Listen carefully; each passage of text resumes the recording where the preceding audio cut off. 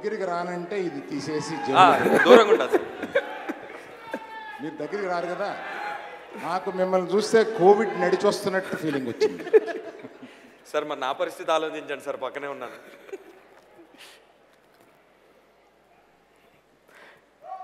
చెప్పమ్మా, ఏంటో నాకు వినపడలేదు.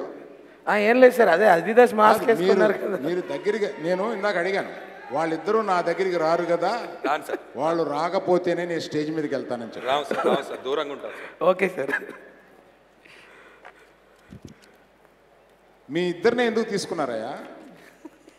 ఆహాలో మా స్టాఫ్ మీ ఇద్దరిని ఎందుకు తీసుకున్నారు? మీకు ఆల్రెడీ షోస్ కింద బోల్డ్ డబ్బులు ఇచ్చారు కదా.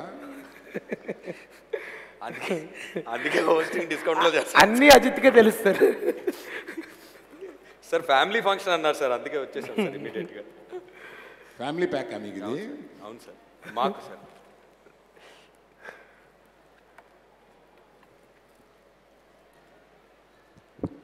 అందరికీ నమస్కారం. ప్రత్యేకంగా ఇక్కడికి విజిట్ చేసిన ప్రతి ఒక్కరికి పేరు పేరున, మన మీడియా మిత్రులతో సహా, మన ఇన్ఫ్లుయెన్సర్తో సహా అందరికీ నా వందనం. నేను చెప్పదలుచుకుని చెప్పే ముందు ఒక పెద్ద మనిషిని ఇక్కడ పిలవాలనుకుంటున్నాను. పెద్ద మనిషి అని మరి సభాముఖంగా బాగోదు కనుక, నాకు తమ్ముడు, ఒక స్నేహితుడు లాంటివాడు, చిరకాల పరిచితుడు దిల్ రాజును ఒకసారి పైకి రమ్మని చెప్తున్నాను. Dil Raju, please come.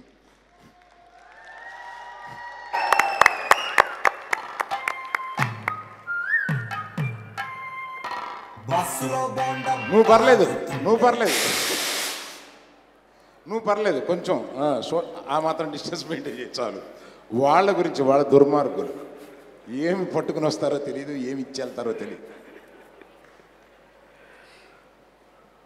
ఈ ఆహా జర్నీ మొదలుపెట్టేటప్పుడు నాకు సన్నిహితుడైన రాజును పిలిచి, రాజు, మన మై హోమ్ ఫ్యామిలీ కూడా నీకు బాగా తెలిసిన వాళ్ళు, నువ్వు నేను కలిసి కొన్ని వ్యాపారాలు చేస్తూ ఉంటాం, అన్నీ బాగున్నాయి కనుక why not you be a part of it అని అడిగాను.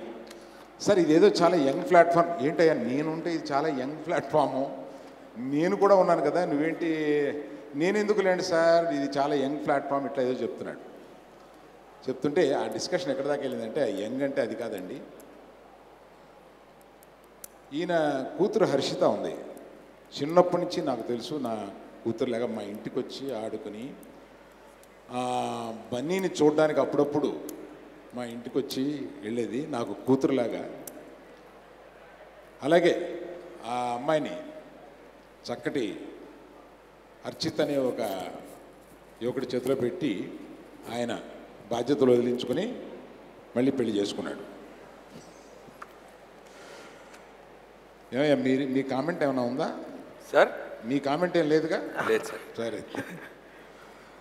సో యంగ్స్టర్స్ అని ఎందుకు అన్నాడంటే, వాళ్ళు నీకు పార్ట్నర్స్ అయితే బాగుంటుంది నాకన్నా కూడా, so give the partnership two them అని అంటే నాకు డౌట్ వచ్చింది, అంటే నువ్వు తప్పించుకుని పోదామనా అని. No, they are more interested in these kind of new media, let them be partners. నీకు ఎప్పుడు ఏమి హెల్ప్ కావాల్సిన, నేను పార్ట్నర్ అయినా కాకపోయినా నువ్వు పిలిస్తే ఏనాడు వచ్చి ఏది చేయను అనే ఒక, నాకు ఇండస్ట్రీలో ఉన్న చాలా తక్కువ మంచి మిత్రుల్లో నాకు ఒకడు, కోవిడ్ దాటి నేను, is one of my best colleagues in the industry. దీన్ని ఫిబ్రవరి 8వ తారీఖున, Ram can I go head? February 8వ తారీఖున దీన్ని లాంచ్ చేసాం. లాంచ్ చేసి అప్పుడు మేము చాలా స్పీడ్గా ఫ్రమ్ ఉగాది టు ఉగాది ఒక 40-50 షోలు చెయ్యాలి అని అనుకుంటూ చాలా అందరూ చాలా బిజీగా పనిచేస్తూ, అప్పటికి ఒక 45 మంది 50 మంది మన దగ్గర పనిచేస్తున్నారు. పనిచేస్తూ ఉండగా సడన్గా అనుకోకుండా ఒక కోవిడ్ వచ్చి నేను కనీసం ఆహా ఆఫీసుకు వెళ్ళడానికి లేకుండా అయిపోయింది. అంటే due to my age or my carefulness or health whatever నేను ఆహా ఆఫీస్కి ఈ రోజు వరకు వెళ్ళలే. అంటే ఎటువంటి సమర్థమైన మా స్టాఫ్ కానీ సిఇఓ కానీ రామ్ కానీ దీన్ని ఇంత సమర్థవంతంగా ఇంతవరకు తీసుకొచ్చారు. కానీ ఇందులో ఒక విషయం చెప్పాలి, నన్ను జూమ్ అని ఎవడో కనిపెట్టాడో కానీ ఆ జూమ్లో నన్ను రోజుకి 4, 5, 6 గంటలు తినేసేవాళ్ళు అందరూ కలిపి. సో టోటల్గా నాకు అర్థమైంది ఇంట్లోకి వెళ్లకుండా జూమ్ తోటి ఇంత మేనేజ్ చేయొచ్చా అని. ఇక నుంచి నాకు వీళ్ళు ఆఫీస్ తెలిసినా కూడా పెద్ద వెళ్ళాల్సిన పని ఏముందిలే, జూమ్లో మేనేజ్ చేస్తామని ఉండిపోతానేమోనన్నంత భయం వేసేలాగా నన్ను వీళ్ళు జూమ్లో. So I'm overwhelmed by the content. వాళ్ళు తీసుకొచ్చే కంటెంట్ చెప్పే రోజుకి ఎన్ని కథలను వింటాం, ఎన్ని చేస్తాం, ఎన్ని డెసిషన్ తీసుకుంటామో. At one time I felt overwhelmed. It's not right. So నా కింద ఒక 5 క్రియేటివ్ టీం ఉన్నారు, కానీ అనుభవం ఉండి ఈ ఓటీటీ మీద కొంత గ్రిప్ ఉండి ఇలాగా ఒకళ్ళు కావాలని అనిపిస్తే నాకు అది స్నేహితుడు కానీ చిన్న వయసు నాకు మన వంశీ పైడిపల్లి లభించాడు. వంశీ వైడిపల్లి ఈ నా అనేక బాధ్యతల్ని తీసుకొని తను నాకు కొంత తేలిక కలిగించాడు. I request Vamshi, please come on to the stage.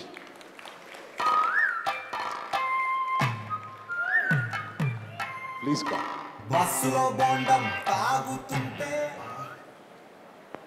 ఏమయ్య ఆయన వచ్చినప్పుడు బొండం తాగడం ఏంటంట?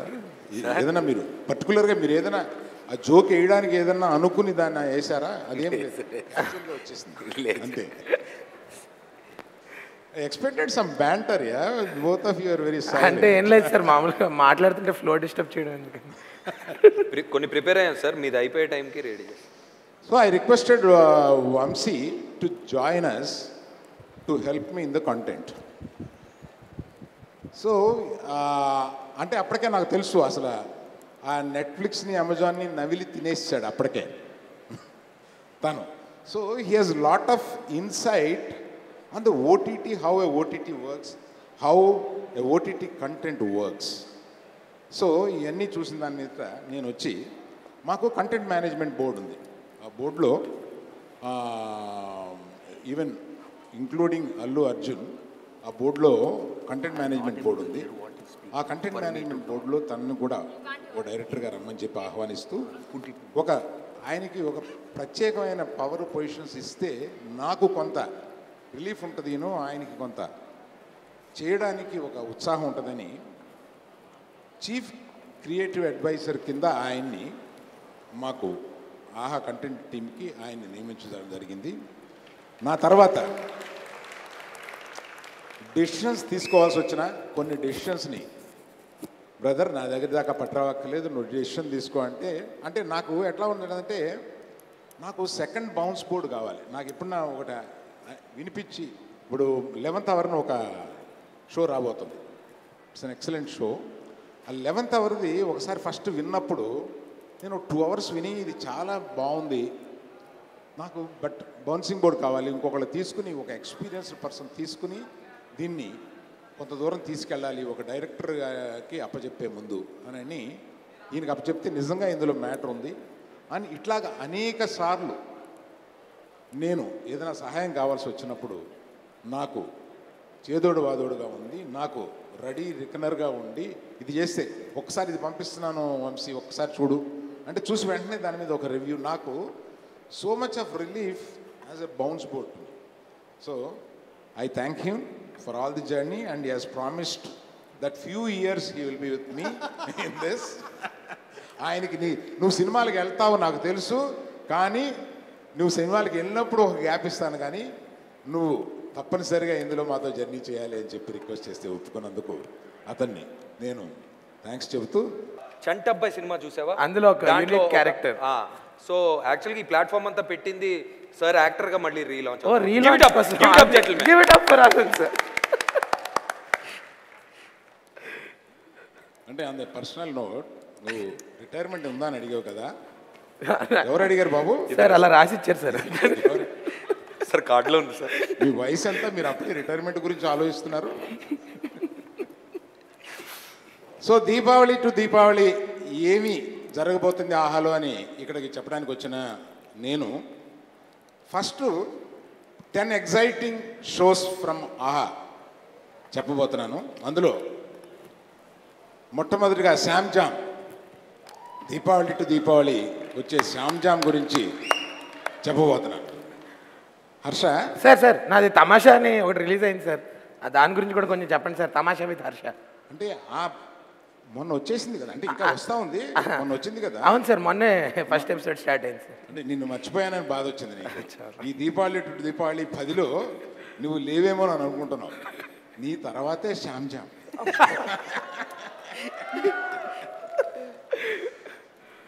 శ్యామ్ జామ్ అనే ఒక వెరీ ఇంట్రెస్టింగ్ టాక్ షో. నేను చాలా విచిత్రమైన అమ్మాయి. ఎట్లా అంటే ఒకటే చెప్తాను, మనకి 10 on 10 వచ్చినప్పుడు మనం దీనికి ఎంత మార్కులు వేస్తామంటే 5 on 10, 4 on 10, 7 on 10 ఇలా వేస్తాం కదా. నందిని దీనికి ఏం వేస్తావు? 10 on 10 సార్. ఓకే, మరి దీనికి ఏం వేస్తావు? 0 on 10 సార్. ఇదేంటి మధ్యలో ఏం ఉండవు సార్. మనిషే అటువంటిది, కట్టే కొడితే తనకి నచ్చితే అది, నచ్చకపోతే ఇది కాదు. దీనికి మధ్యలో నేను 6 అని అనుకుంటున్నాను, మీరు అనుకోండి సార్, నాకు మట్టుకు ఇది 0. అటువంటి తను చాలా షోస్కి ఇక్కడ బ్యాక్గ్రౌండ్లో ఉండి మాకు హెల్ప్ చేస్తూ ఉంటారు. సో తన కంటెంట్ బోర్డులో కూడా ఉండి మాకు చాలా హెల్ప్ చేస్తూ, నిన్ను మీరు అంటే నాకు అసలు నచ్చట్లేదు. సభా మర్యాద కోసం నేను అనాల్సి వస్తుంది, కానీ మామూలుగా అయితే తిడతాను, కొడతాను, ఇవన్నీ కూడా ఉంటాయి. సో ఆ శ్యామ్ జామ్ షోకి తనే ఆద్యం అంతం అన్నీ తన చేస్తేనే ఆ షో తన వల్లే మన ప్లాట్ఫామ్ మీద వస్తూ ఉంది.